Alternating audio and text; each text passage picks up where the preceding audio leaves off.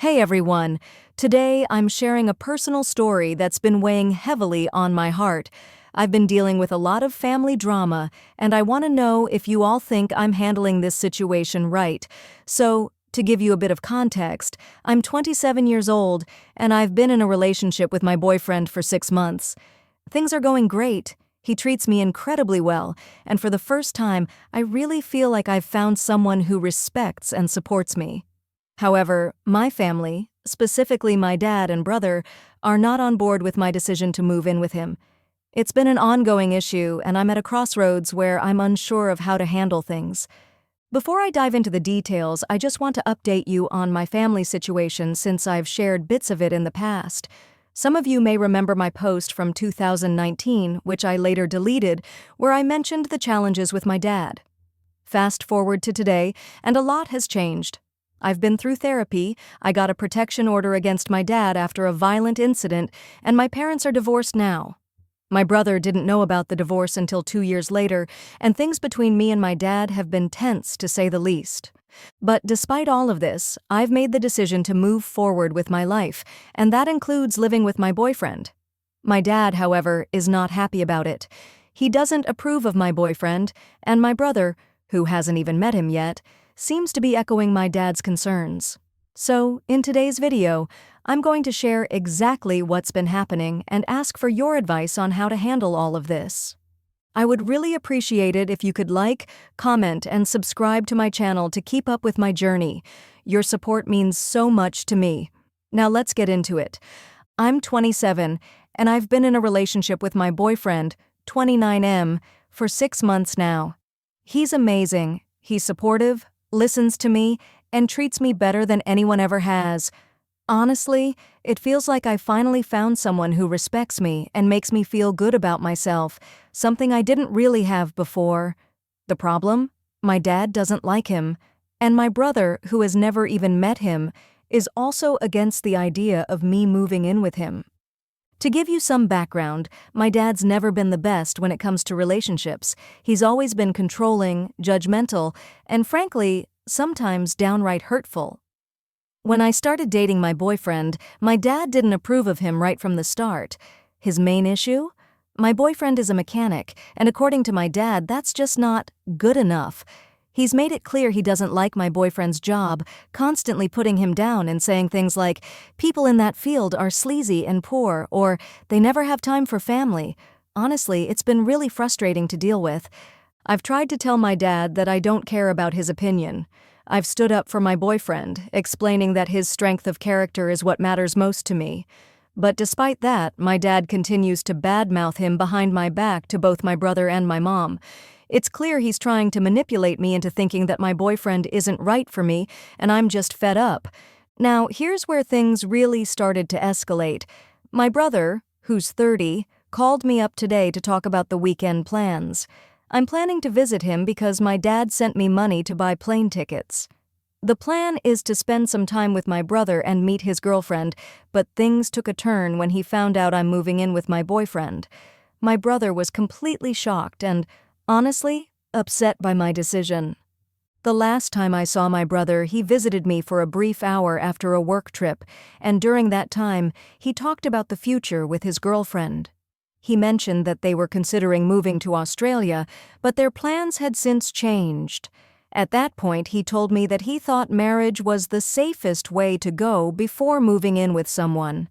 I listened, but when I told him about my plans to move in with my boyfriend, he didn't take it well. He insisted that I needed to get married before moving in because he believed it was a safety net for me. I explained to him that I'm financially stable, I'm paying off a bond for my apartment, and I have a solid job.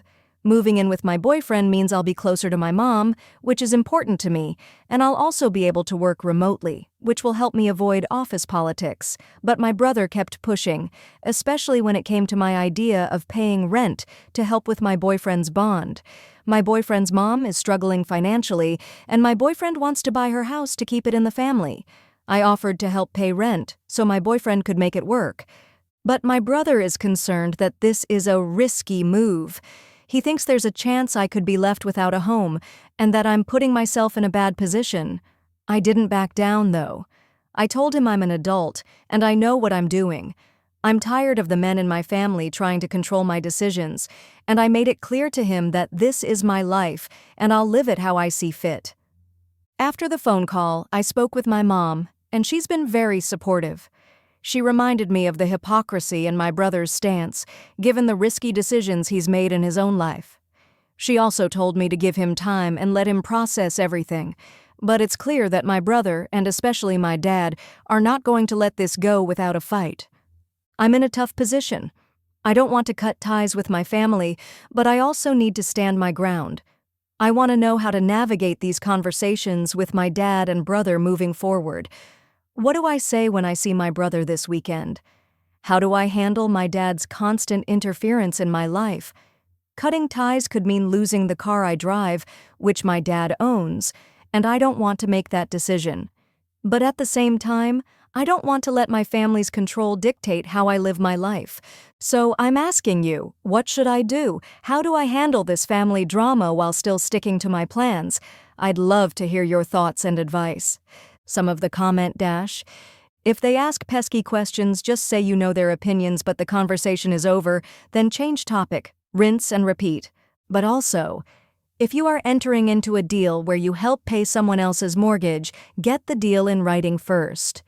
They are not overreacting for thinking that this situation might have some obvious drawbacks. I am so glad you are in a happy, supportive relationship. However, you do need to cover your bases. Get all the terms on paper and notarized. Make sure payments for your half of the money is tracked, not cash, so you can prove you made them down the road. Sincerely, a family law attorney who has seen a lot of cases where one party suddenly doesn't remember the verbal agreement they entered into after the breakup. OP replies, "We have a contract drafted already. The numeric details of the rent bond is all we still need."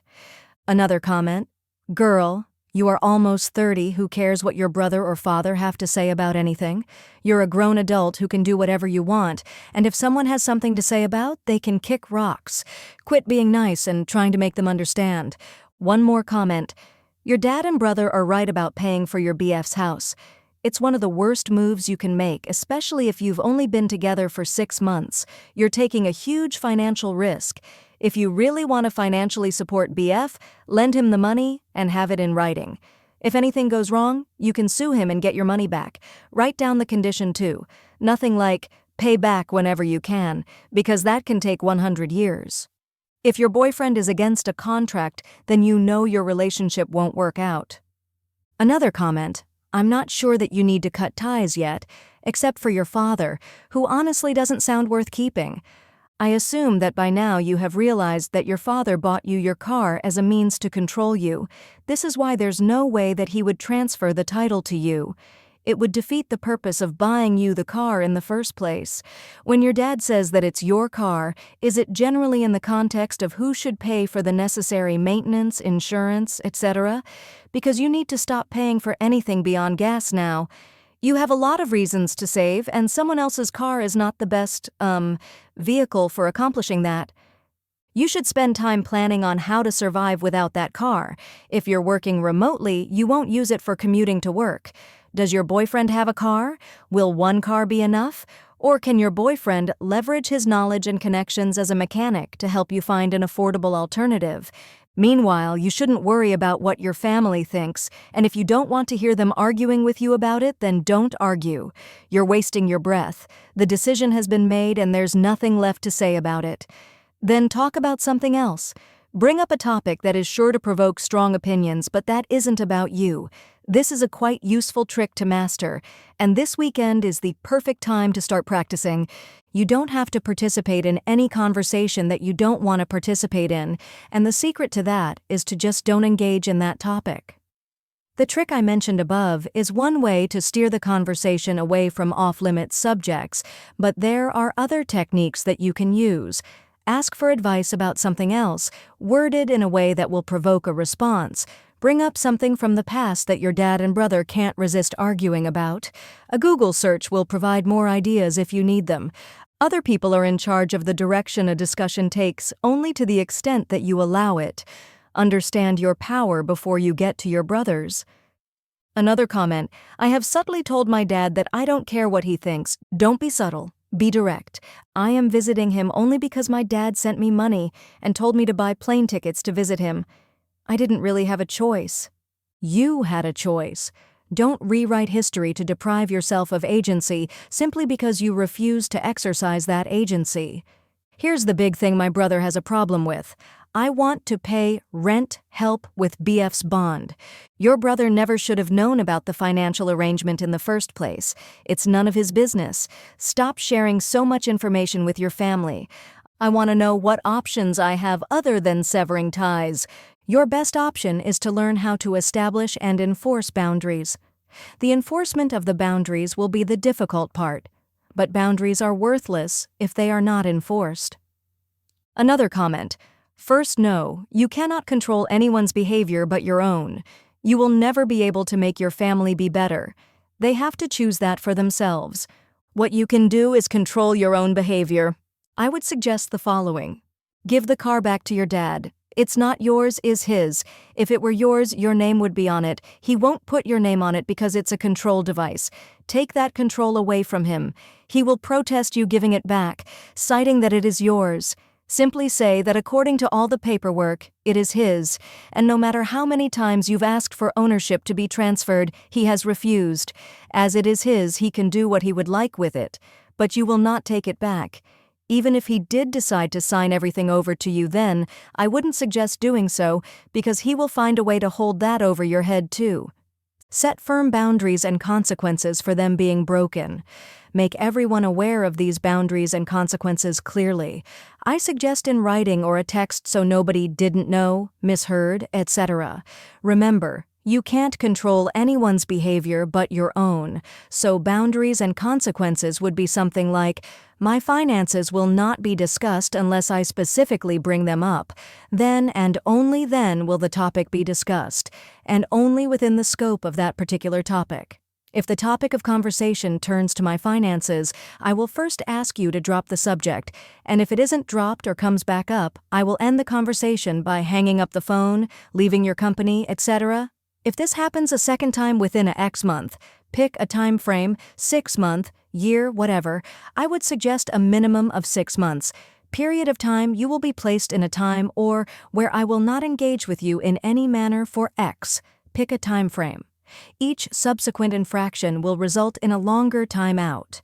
Attempts to contact me in any manner, including through others, short of a true emergency during a time or period will result in the clock being reset on the time out. This is, of course, an example. You know what boundaries you need to set with each family member. The most important part of setting boundaries and consequences is follow through. If it's time for a consequence, you have to enter it and follow through with it. If you don't, they're not going to correct their behavior because you're allowing it to happen. Gray rock. You can Google for more information on the gray rock method, but it's basically not giving anyone anything to work with. Short, neutral answers. Don't get emotional. Someone asks how the job is going, don't tell them about your frustrations at work that day because XYZ happened. Just, fine. Information diet. They don't need to know everything going on. You're an adult. Your dad doesn't need to know about your finances. Say you tell him you got a raise at work. Dad doesn't need to know how much you make now or what you're doing with the excess money. My finances are fine. Or, I don't see how that is of your concern.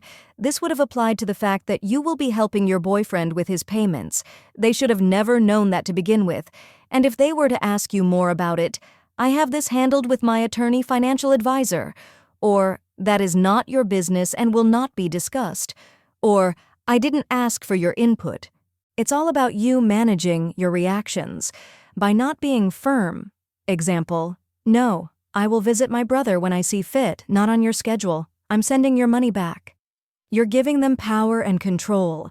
As long as you keep giving them that control, they'll keep exercising it and things won't get better. Not saying they necessarily will get better when you start. There will likely be pushback. They don't want to lose the control. They'll probably fight. They may stop talking to you or double down on the do what I tell you attitude, but one of a couple things will happen. Either they will learn and respect your decisions or they won't and you'll have to make a hard decision. But at least you'll know if it comes down to it that you did all you could do, and they don't respect you enough to treat you like the adult you are, and that will make letting go a lot easier. Hopefully they learn, of course, but either way, you will be able to see if a relationship is worth keeping.